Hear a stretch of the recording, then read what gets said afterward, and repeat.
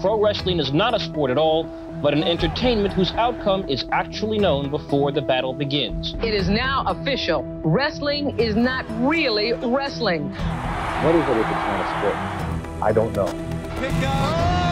Hey kids, it's time to use the F word. Because wrestling is a performance that has long blurred the lines between reality and fiction. The veil of kayfabe long left people questioning whether what they were seeing was combat or contrived. And as we explored in the last episode of Explained, the question mark over wrestling's legitimacy was one that the media just couldn't let go of, and it overshadowed bigger issues regarding the business practices and the treatment of talent. So when someone drops the F-bomb and calls the business fake, people get defensive. A very quick glance through the comments on the last video on how wrestling transitioned from legitimate competition into a work could tell you that it's the sort of thing that riles people up. It's not fake, it's predetermined, it's scripted. You're an asshole, Laurie. And I guess that's because everyone's definition of fake is kind of different when it comes to wrestling. Is it about whether or not taking a bump hurts? Because they obviously do, but the overall aim isn't to actually hurt your opponent despite what the commentary, the promos, or the narrative is saying. Just a byproduct of falling on your back a lot. And a lot of people made the comparison to movies or TV in that they're pieces of entertainment in which actors play characters, and we don't exactly call those fake. Which I think is a fair point, but the difference of course being that Daniel Craig doesn't turn up to events claiming to be James Bond, apart from that one time at the Olympics. Then he was also waved to by the statue of wartime Prime Minister, mad old racist, and Man City supporter, apparently Winston Churchill. Now over the years, wrestling's desire to keep a lid on the lie that it was a sporting competition led them to try everything from stretching out random rubes from the crowd to prove that the holds actually hurt, choking out comedians, slapping John Stossel, and keeping heels and faces from hanging out together on the road in case anyone spotted them. All of this effort went into maintaining what was for many an open secret, and as I said in that last video, which you can watch here by the way, people were writing articles about wrestling being a fix since before the dawn of the 20th century. So all of this effort over years went into keeping up the facade until one day. I'm Laurie, hailing from partsFUNknown, and this is the day that kayfabe died, explained.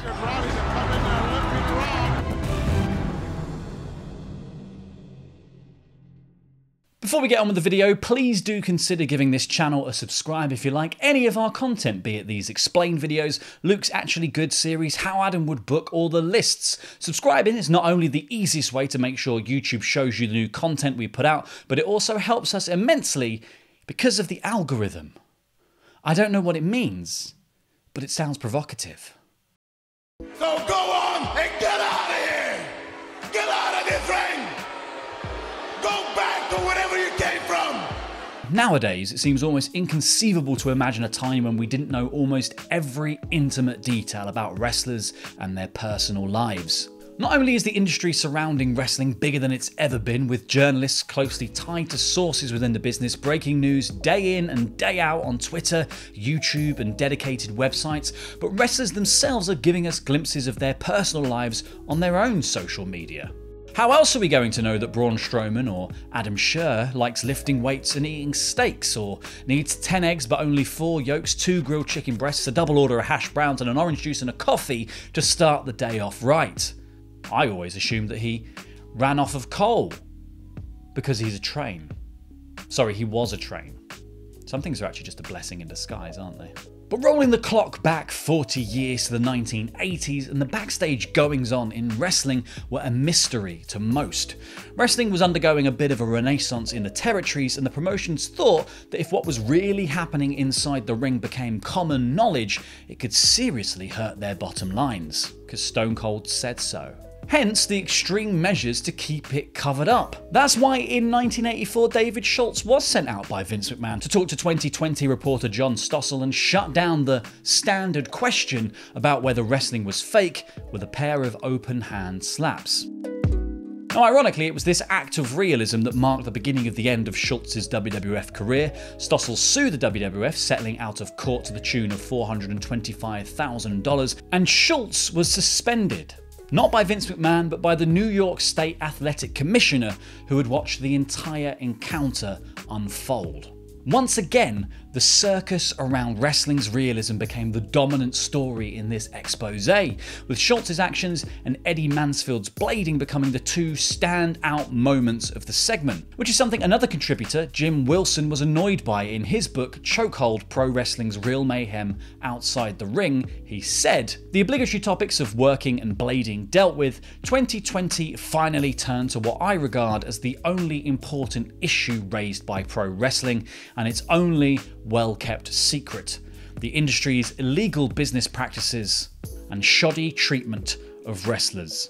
Now, Wilson was a controversial figure and had made a habit of exposing the business in order to get his points across about blacklisting and the broken promises that promoters utilised. And he was thoroughly underwhelmed by 2020's reporting on the matter, because after airing Mansfield and Wilson's stories in the segment, they turned to Vince McMahon for a response, who denied fixing matches and knowing anything about blading at all, and said the blacklisting, I would say, generally speaking, that most of that is really sour grapes.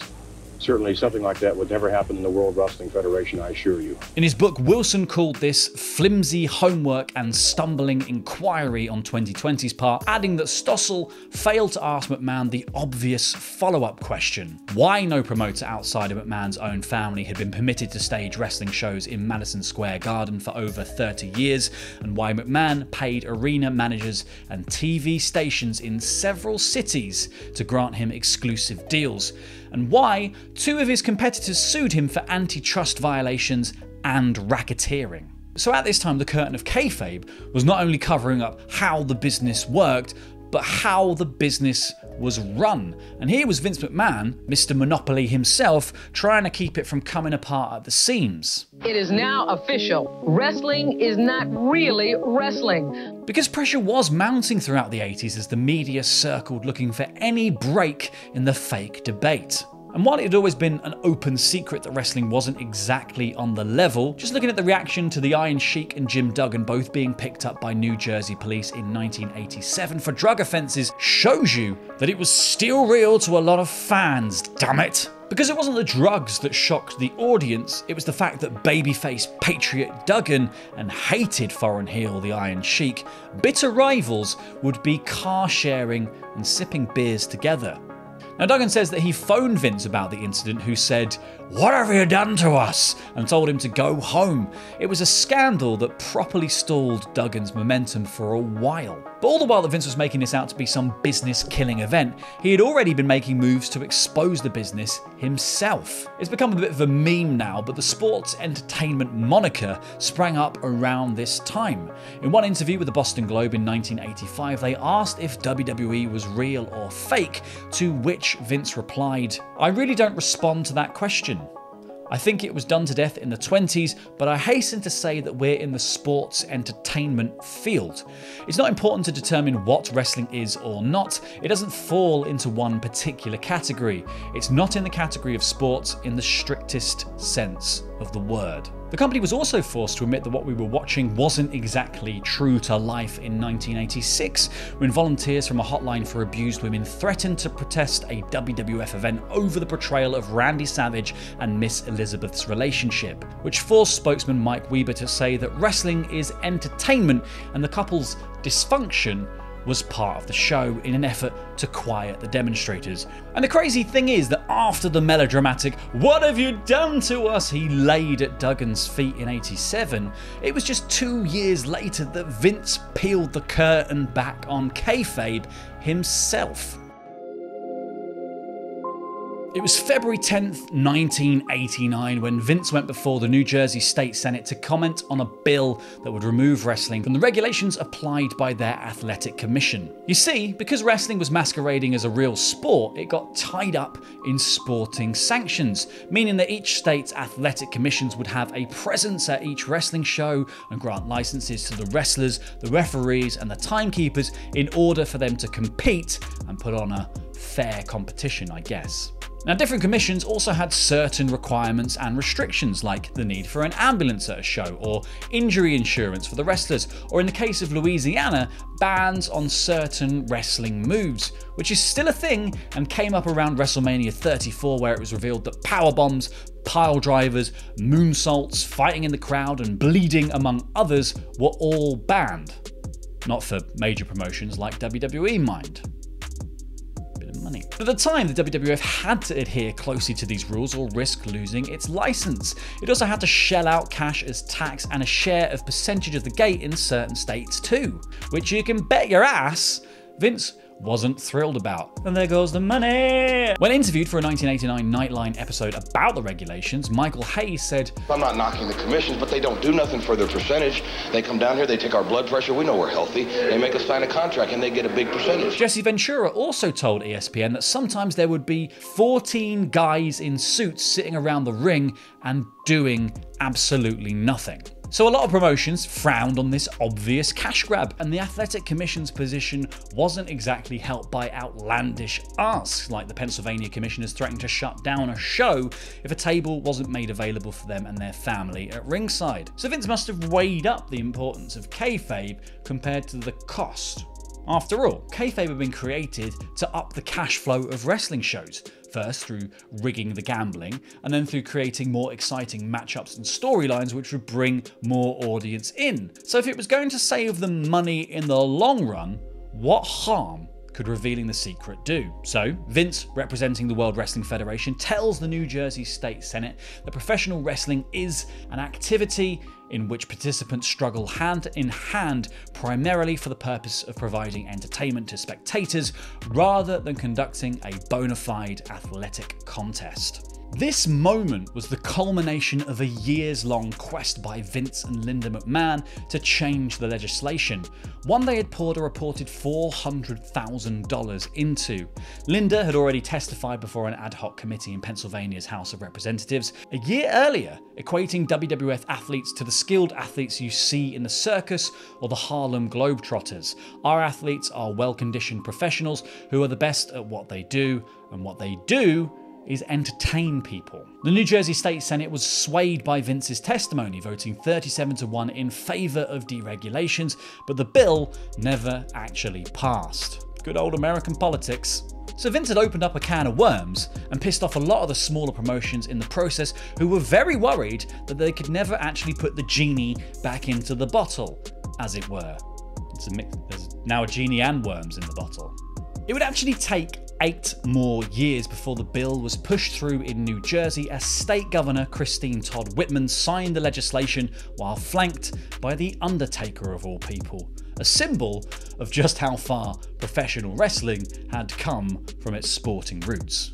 We are opening up the potential to have sports wrestling come back here to the state of New Jersey. So the signing removed a $100,000 media tax on wrestling and brought the WWF back to New Jersey, as they had been avoiding putting on shows there due to that cost. It's a similar decision that a lot of states weighed up. Arizona, Colorado, Tennessee, and West Virginia all deregulated wrestling as well to attract the shows and their business to the area, while other states have stopped due to the financial costs involved in running a commission outweighing the actual money brought in, and others have just never regulated at all. But some states took the revelation of wrestling not being a true sporting contest as a reason to just move the jurisdiction to a different governing body from the athletic commissions. But in states with lax or no regulations, this created a bit of a boom of indie promotions, because without the massive overheads of having to share your profits or pay for licenses, smaller wrestling promotions were actually able to flourish in these spaces. So while it was always thought that exposing the business would hurt it, it actually made it stronger, eventually. And it also coincided with the birth of a new era in the WWF. Even though we call ourselves sports entertainment because of the athleticism involved, the key word in that phrase is entertainment. The WWF extends far beyond the strict confines of sports presentation into the wide open environment of broad-based entertainment. We in the WWF think that you, the audience, are quite frankly tired of having your intelligence insulted. We also think that you're tired of the same old simplistic theory of good guys versus bad guys. The Attitude Era was to allow WWE to push the creative envelope and move away from stories of good guys and bad guys and borrow more from soap operas or Jerry Springer to fully embrace the entertainment product. Because the audience had already been primed that this was not a real sport anymore. So it's weird, isn't it, that real life still bleeds into wrestling in such a strange way. Sometimes through the very nature of performing in front of a live crowd, like when Edge and Lita's affair was discovered, or through the awkward interest of tabloids like TMZ, who derailed the Rusev storyline by breaking the news that he and Lana had got engaged. It's kind of a weird hangover of the Kayfabe era that the performers and the characters are still sort of interchangeable. Like I said earlier, we don't constantly conflate Daniel Craig and James Bond as one and the same. Otherwise, Daniel Craig would be on trial for war crimes. So it's really weird that WWE would change direction on Rusev and Lana, or even be annoyed because the characters are not the same people as CJ Perry and Miroslav Barniashev. The audience already knows it's not true. We're already suspending our disbelief. So why does it matter? And I think the answer is that people just don't know why it matters still. As Arn Anderson revealed about the tense moments surrounding the Rusev story, had he thought old school about it, he would have been like, they shouldn't have done that. But then again, entire companies and groups of people, Vince, are exposing the business on the other side of the tracks. So I don't know what to think, to be honest with you. Looking into this, it's just funny to me that this fiercely guarded tradition springs up out of this swindle. It turns into this way to protect the mystique of the business and amplify the interest. It's then shattered because Vince wants more money, and yet wrestling is still, 20 years later, struggling to untangle itself from the knotted web of lies it wove over the course of its lifespan. Wrestling is entertainment. I'm one of the greatest entertainers in the world. Thanks for watching. I hope you enjoyed this look at the end of Kayfabe. I guess sort of the end of Kayfabe. We're still kind of doing it a little bit now. Please do like, subscribe, comment, and share this video around if you really enjoyed it, as that would really help us out. And if you're in the mood for more explainers, why not watch this one about the history and origins of lucha masks, which is not as Mexican or as simple as you might think. I'll see you next time. Jam that jam. It's the wrong arm. There's a jam.